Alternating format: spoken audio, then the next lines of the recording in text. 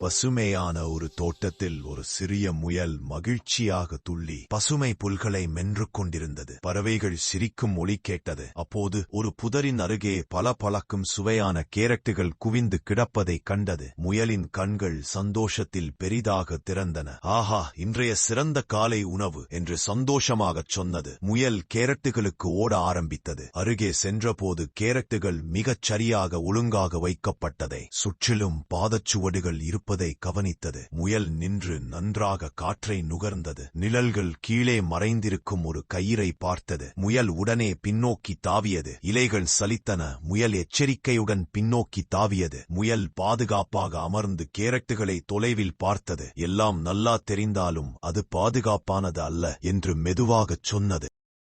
இந்த கதை பிடிச்சா சப்ஸ்கிரைப் பண்ணுங்க, ஷேர் பண்ணுங்க. நீங்கள் எந்த கதையை பார்க்க ஆசைப்படுகிறீர்கள் என்று கீழே கமெண்ட் பண்ணுங்கள்.